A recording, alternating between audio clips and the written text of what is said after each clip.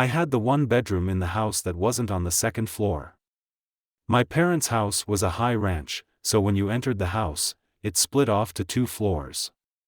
One half flight of stairs going upstairs, and one downstairs. The downstairs level had the den, the garage, my bedroom, and a bathroom. The other 3 bedrooms in the house were all upstairs.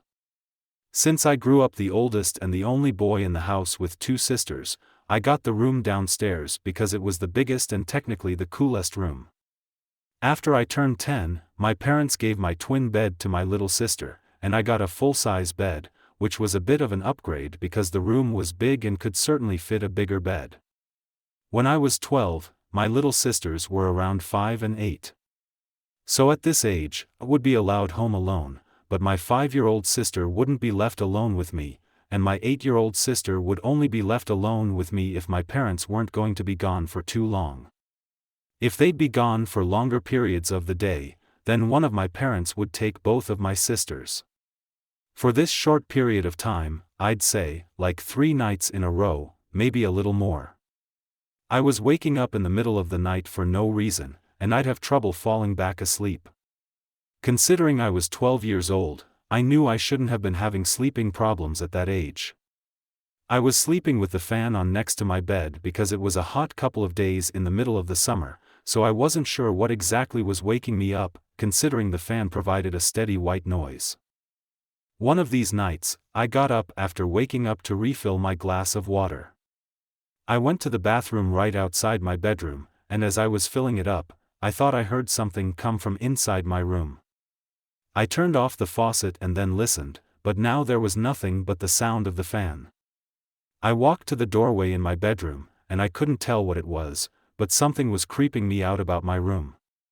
Now, I went upstairs to the living room and decided to sleep on the couch that night. I fell asleep eventually, but that same night again, I woke up, this time to noises from the kitchen.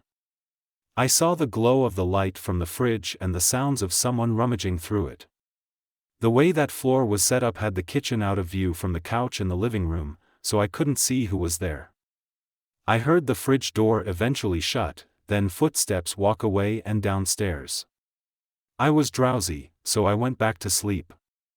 I believe it was the next day that my mom was folding clothes in my room, and she told me my room stunk, and I needed to clean up whatever that smell was.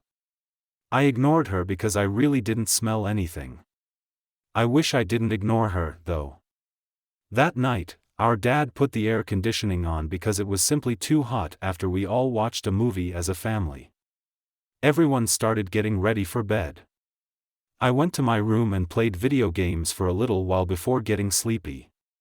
By that time, I turned off the TV and console and rolled on my side to go to sleep, like I always did.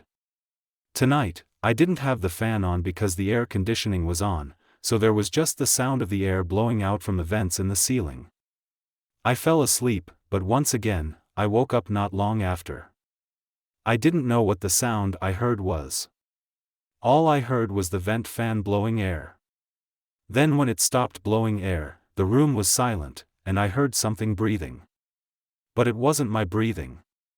Though I looked around the room, the closet door was shut, so there was no way it was coming from there. Part of my childlike innocence assumed it was my younger sister playing a prank. I got on the floor and looked the one place I could think to look under the bed. I lifted the little piece of cloth that dangles at the bottom of the bed, and there was a very large person laying underneath my bed on a pile of blankets. Their head was facing me, but their eyes were closed.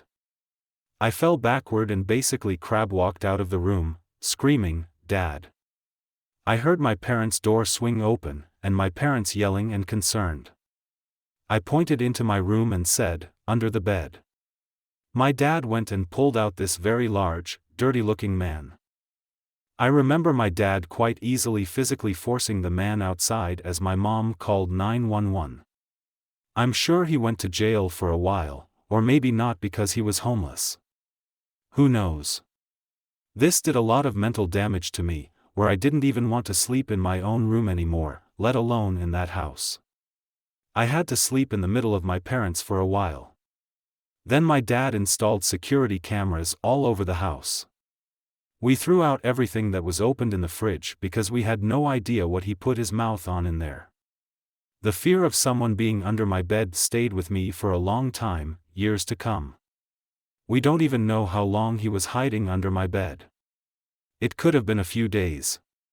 The smell, the person going through the fridge, the randomly waking up every night for a few days, whether he meant harm or not, having someone hiding under your bed is every child's biggest nightmare.